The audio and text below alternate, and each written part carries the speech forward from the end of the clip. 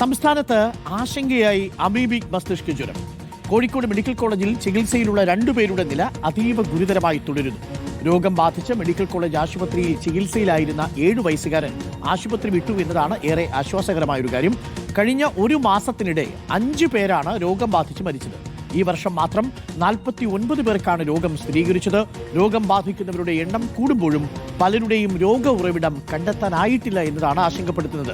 അഭിജിത്ത് മുഴക്കുന്നതും സാന്ത്വന സജുവും ചേരുന്നുണ്ട്. അഭിജിത്ത് മുഴക്കുന്ന, ഇപ്പോൾ കോഴിക്കോട് ചികിത്സയിലുള്ളവരുടെ വിവരങ്ങൾ നമുക്കൊന്ന് പങ്കുവയ്ക്കാം.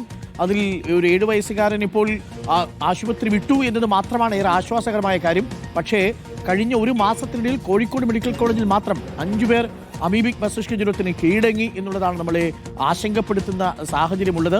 രോഗ ഉറവിടം എവിടെ എന്നുള്ളത് കണ്ടെത്താനായിട്ടില്ല എന്നതും ആശങ്കപ്പെടുത്തുന്നുണ്ട്. എന്താണിപ്പോൾ ചികിത്സയിലുള്ളവരുടെ അവസ്ഥ, അഭിജിത്ത് മുഴക്കുന്നത്?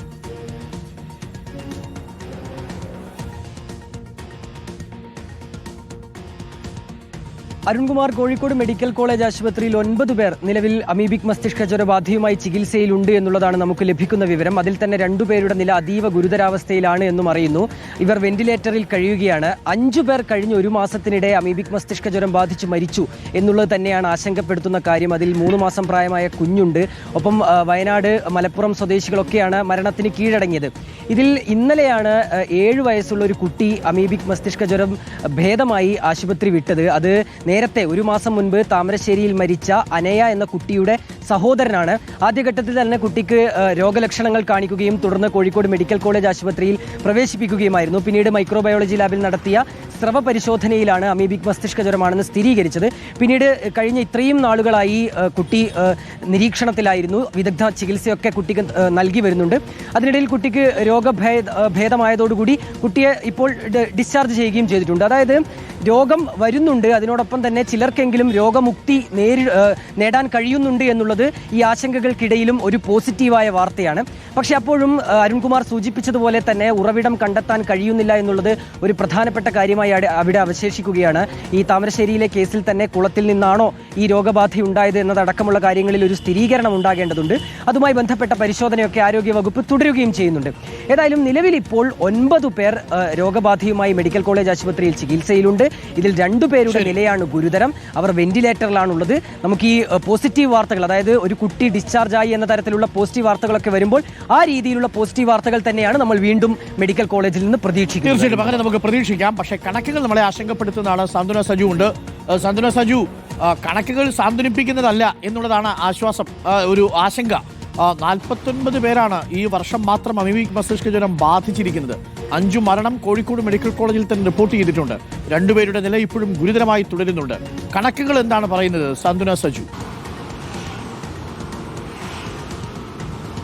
ഡോക്ടർ അരുൺ, അഭിജിത്ത് പറഞ്ഞതുപോലെ തന്നെ പോസിറ്റീവായ വാർത്തകൾ വരുന്നുണ്ട്. പലയിടങ്ങളിൽ നിന്നും ആളുകൾ രോഗമുക്തി നേടി പോകുന്നുണ്ട്. പക്ഷേ കണക്കുകൾ ഭയപ്പെടുത്തുന്നത് തന്നെയാണ്. കാരണം ഉറവിടം പോലും വ്യക്തമല്ലാത്തതാണ് പല ആളുകളുടെയും ഈ അമീബിക് മസ്തിഷ്ക ജ്വരം ഉണ്ടായിരിക്കുന്നുള്ളത് എന്നതാണ്. ഏറ്റവും ഒടുവിൽ പുറത്തു വരുന്ന കണക്കുകൾ പ്രകാരം 49 പേർക്കാണ് സംസ്ഥാനത്ത് ഈ വർഷം അമീബിക് മസ്തിഷ്ക ജ്വരം ബാധിച്ചിട്ടുള്ളത് എന്നതാണ്. അത് വലിയൊരു കണക്കാണ്. കാരണം അത് പടരുന്ന ഒരു അസുഖമല്ല എന്നുള്ള, ഒരാളിൽ നിന്ന് മറ്റൊരാളിലേക്ക് പകരുന്ന ഒരു അസുഖമല്ല അമീബിക് മസ്തിഷ്ക ജ്വരം എന്നുള്ളതാണ് ഈ കണക്കുകൾ ഇത്രയും ഉയർന്നു നിൽക്കുമ്പോൾ ഉണ്ടാകുന്ന ആശങ്ക. മറ്റൊന്ന്, ഇപ്പൊ പറഞ്ഞതുപോലെ തന്നെ എവിടെ നിന്നാണ് ഈ രോഗം വരുന്നത് എന്ന് നമുക്ക് അറിയില്ലാത്തതാണ്. നേരത്തെയൊക്കെ നമ്മൾ പറഞ്ഞിരുന്നത് ഈ കെട്ടിക്കിടക്കുന്ന ജലാശയങ്ങളിൽ നിന്ന്, അല്ലെങ്കിൽ ഉപയോഗിക്കാതെ ഉള്ള ജലാശയങ്ങളിൽ ഇറങ്ങി കുളിക്കുകയും മറ്റും ചെയ്യുമ്പോൾ നമ്മുടെ മൂക്കിലൂടെ ഈ അമീബ ഉള്ളിലേക്ക് കയറി നമ്മുടെ മസ്തിഷ്കത്തിലേക്ക് കയറി അത് അപകടം ഉണ്ടാക്കുന്നു എന്നുള്ളതാണ്. പക്ഷേ ഇപ്പോൾ പലരും, വളരെ ചെറിയ കുഞ്ഞുങ്ങൾക്ക് പോലും അസുഖം ഉണ്ടാകുന്നുണ്ട് എന്നുള്ളത് വളരെ ആശങ്കപ്പെടുത്തുന്നതാണ്. അരുൺ, എന്തായാലും ഇതിനെതിരെ വലിയ പ്രവർത്തനങ്ങൾ തന്നെയാണ് നടക്കുന്നത്. സാന്ത്വന, താങ്ക് യു. അഭിജിത്ത് മുഴക്കുന്ന ക്ലോറിനേഷൻ അടക്കമുള്ളവ ശക്തമാക്കുകയാണ്. പ്രിയപ്പെട്ട പ്രേക്ഷകരും ശ്രദ്ധിക്കണം, കിണറ്റിലെ വെള്ളം വല്ലപ്പോഴും ഒക്കെ ഒന്ന് ഇറച്ച് വൃത്തിയാക്കുന്നത് നന്നായിരിക്കും. നമ്മൾ ഇറക്കുക എന്ന് പറയാം, കിണർ ഇറക്കാൻ പോകുന്നു എന്ന് പറഞ്ഞാൽ കിണർ ക്ലീൻ ചെയ്യാൻ പോകുന്നു. വെള്ളമൊക്കെ എടുത്ത് കളഞ്ഞ് പുതിയ വെള്ളം ഊറ്റി വരുന്നത് വരെ നമ്മൾ കാത്തിരിക്കുക. അത് അത്യാവശ്യം ക്ലീൻ ചെയ്ത് നിർത്തുക. ഇല വീണ് മലീമസമായ സ്ഥലങ്ങളിൽ പോയി കുളിക്കാതിരിക്കുക, ആ വെള്ളം ഉപയോഗിക്കാതിരിക്കുക. അമീബിക് മസ്തിഷ്ക ജ്വരമാണ്. മരണനിരക്ക് വളരെ കൂടുതലാണ്. രക്ഷപ്പെടുന്നത് വളരെ വിരലിലെണ്ണാവുന്നവർ മാത്രമാണ്. പ്രത്യേകം ശ്രദ്ധിക്കണം.